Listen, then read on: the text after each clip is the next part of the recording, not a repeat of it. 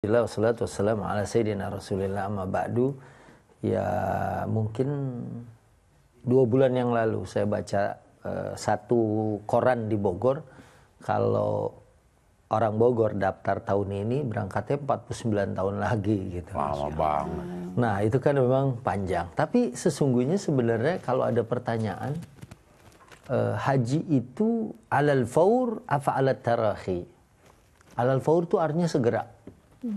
Karena secara umum kita diperintahkan kalau beramal itu segera.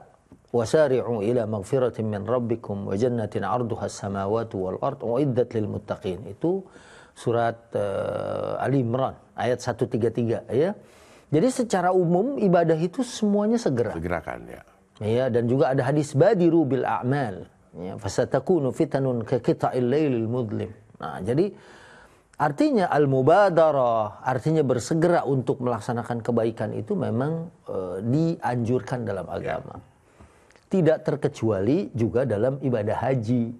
Walaupun ada pendapat yang mengatakan haji itu kewajibannya enggak alal faur. Nggak harus segera. Nggak harus segera. Karena kalau ibadah yang lain Nabi itu segera mengerjakan. Tapi khusus untuk haji, Nabi justru berangkatnya itu tidak langsung saat turun ayat perintah haji. Nabi itu kan melaksanakan hajinya haji wada, haji perpisahan. Ya. Karena 3 bulan setelahnya Nabi wafat. Ya, maka kemudian ada yang mengatakan haji itu nunggu usia matang. Ya, tapi memang kalau dia mampu dari muda, dari masih sehat dan lain sebagainya, itu alangkah baiknya menyempurnakan rukun Islam kita menjadi sempurna dan insya Allah balasannya adalah surga. Ya, kalau kita udah berniat, ini kayak kendalanya adalah ngantri. Gimana sih buat apa ya kewajiban kita gitu? Akhirnya nggak berangkat karena kita misalnya udah meninggoy duluan sebelum dapat ini, itu kan karena ngantrinya panjang. Itu gimana, Ustaz? Ya memang kalau kita lihat Ali Imran ada walillahi 'alan nasi hijjul baiti man istata'a ilaihi sabila. Tunaikan untuk Allah berangkat ke tanah suci ya dengan istita'ah, artinya orang itu kalau nggak ada istita'ah nggak ada kewajiban haji. Ya. Kalau dia sanggup fisiknya, sanggup hartanya, ada waktunya.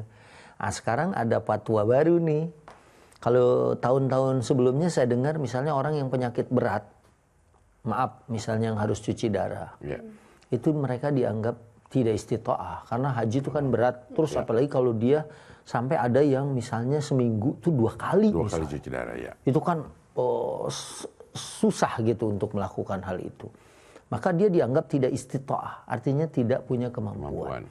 Nah, saat kita lagi ngantri, nungguin porsi, yang penting kita udah daftar.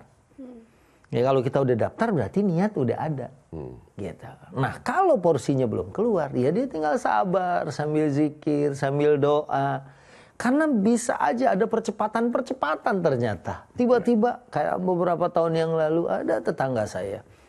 Ya, kemudian dia sih masih sehat tapi istrinya sudah bawa air seninya tuh udah di kantong begitu ya. Seharusnya 2014, 2013 dia berangkat dan begitu pulang haji langsung wafat. Ya. Dan hal itu adalah anugerah dari Allah. Jadi kalau kita memang belum turun porsinya, ya kita masih dianggap belum punya istita'ah. Masih walaupun nunggu. Itu di luar kuasa kita kan. Maksudnya uang kita udah punya, fisik kita cukup segar, artinya kita udah mampu. Nah, mungkin bisa dicoba menggunakan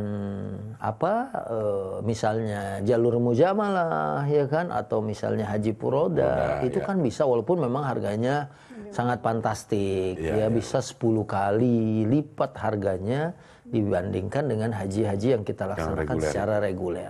Iya. Nah itu ke sana itu harus pakai istilahnya itu mahram nggak sih, Ustaz? Kalau perempuan harus ada mahramnya gitu. Ya sesungguhnya memang kan dalil yang umum yang paling bagus memang sih seorang wanita itu berangkat bersama mahramnya. Ya, satu secara agama itu lebih tepat dan juga lebih nyaman pelaksanaannya. Walaupun sekarang pun pemerintah Saudi sudah mencabut.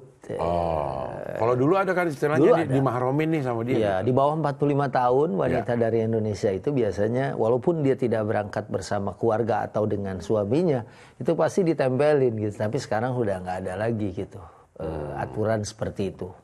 Namun kalau dia berangkat bersama mahramnya, bersama suaminya misalnya, atau bersama keluarganya, itu jauh lebih selamat gitu kan.